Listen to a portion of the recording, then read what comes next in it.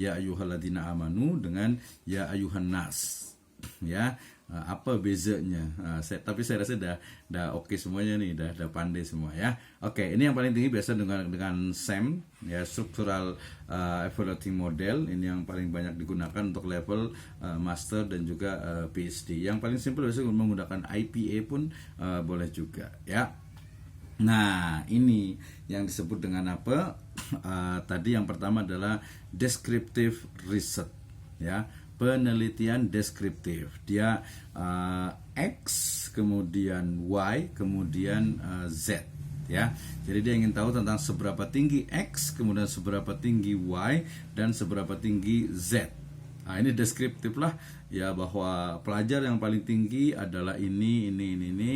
Pelajar yang Y adalah ini, macam kemarin ya di statistik. Dia karena memang deskriptif statistik ya. Jadi penelitiannya pun dia hanya deskriptif, mendeskripsikan bahwa Muslim misal ada 3 ya.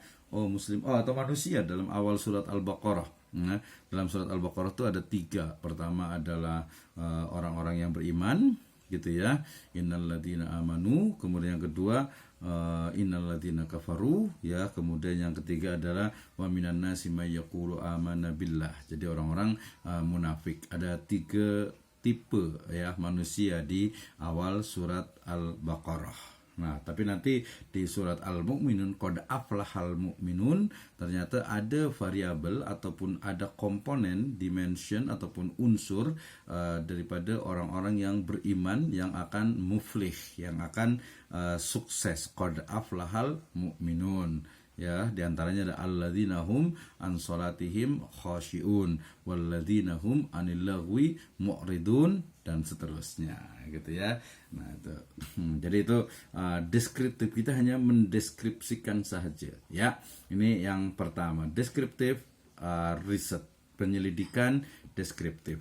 Yang kedua, saya bagi contoh dulu ya. Contohnya misal ini sampelnya adalah quality daripada services satu hospital di pandemic COVID-19 ya.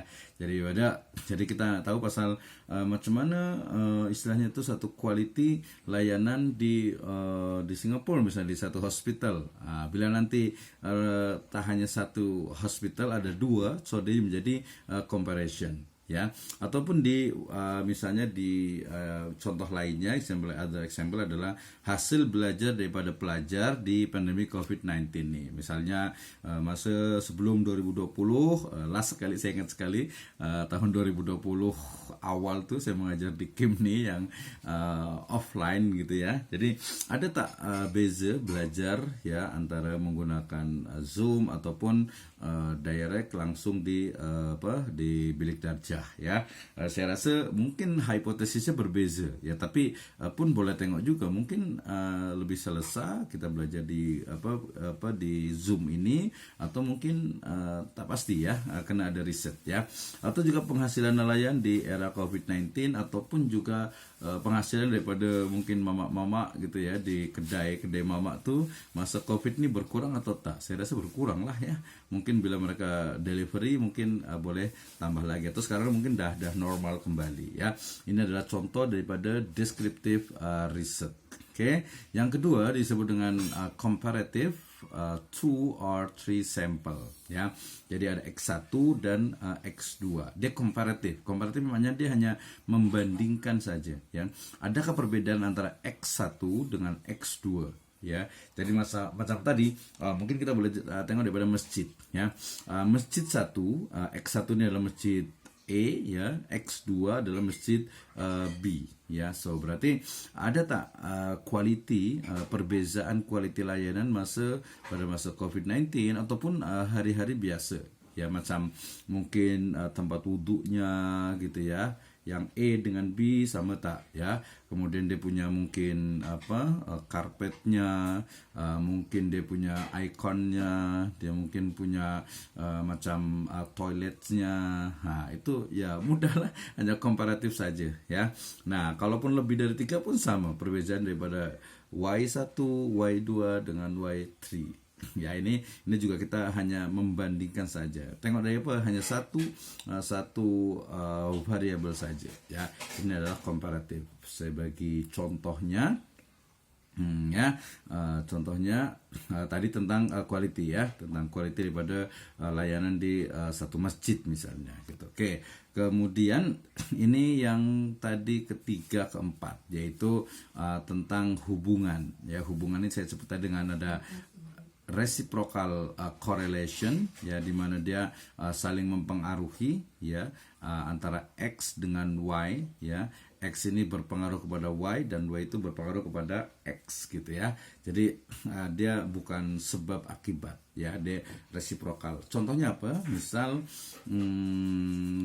Misalnya itu apa, kerajinan ataupun juga satu aktiviti pelajar itu dia dipengaruhi oleh gurunya atau mungkin dipengaruhi oleh kakaknya ya, tapi kakaknya itu juga dipengaruhi, abangnya itu juga dipengaruhi oleh adiknya. Jadi saling mempengaruhi ya, tapi kita kena risetnya. Yang kedua adalah hubungan causal correlation ya. Jadi hubungannya adalah correlation. Jadi correlation yang causal correlation itu adalah adanya sebab akibat ya. Jadi X ini dia berpengaruh terhadap Y.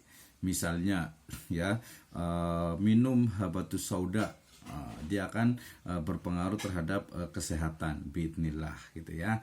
Nah, betul tak macam tu? Berarti kita kena inilah, mungkin ada ustazah yang biasa minum habatus sauda ataupun honey ya, madu gitu ya. Nah, itu ada tak pengaruhnya terhadap kesehatan? Gitu ya, ataupun terhadap semangat gitu ya, dan lain sebagainya. Ada juga yang hubungannya dia simetris ya. Simetris nih, X nih dia macam ada hubungan, dia X-nya itu dia hubungan saja, tapi dia tidak saling mempengaruhi ya, tidak saling mempengaruhi ya, ada hubungan saja, ada kaitan tapi tidak berpengaruh. Oke ya, tadi ini kan ada ini ya, jadi komparatif, kemudian juga regresi yang tadi, dia naik ke atas, ya.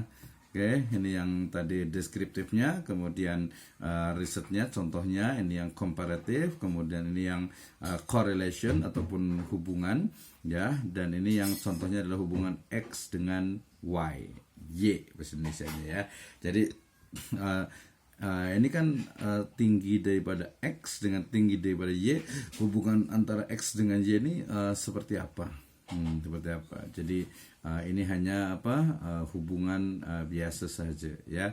Kalau yang terkait dengan sebab ya, X terhadap Y, jadi X ini dia berpengaruh terhadap Y. So kita guna formula, tengok ini formula yang statistik yang mungkin nanti boleh tengok lagi di video-video saya gitu ya, atau boleh tengok juga di YouTube ya, tentang pengaruh ya, regresi ini ya. Regresinya dia mesti 0,68 gitu ya.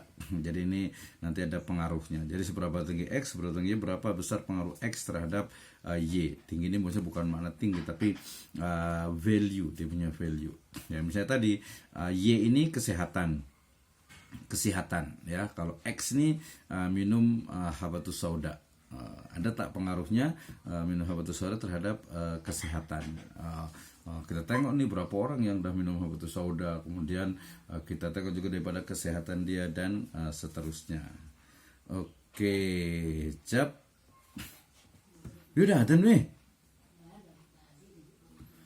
Alhamdulillah, ternyata sudah adzan ya. Oke, sudah 55-60 menit juga.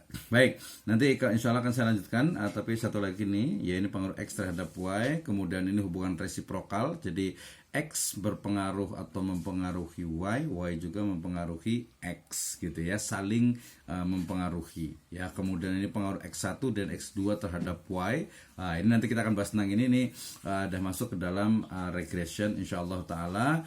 We will continue after salat Isya insyaallah taala. Dan jazakumullah khairan. Nanti bila nak presentasi lepas sholat isya pun boleh. Terima kasih untuk semuanya, Ustazah Surina, Ustazah Rahima, Ustaz Abdullah Rubil, Ustazah Siti Nurhanisa, Ustazah Zakia, Ustazah Sumayyah, Ustazah Sarima, Ustaz Muhammad Zulkifli, Ustazah Manise, Ustaz Muhammad Ridwan Rashid, dan Ustazah Ain Zakaria. Insyaallah nastamir ba'da salatul isya wa nahtatim awalan bil hamdalah. Alhamdulillahirabbil alamin. Assalamualaikum warahmatullahi wabarakatuh. Oke, terima kasih. Nanti boleh. Oke, insyaallah kita lanjut lagi nanti lepas ya. Ya, salat nih.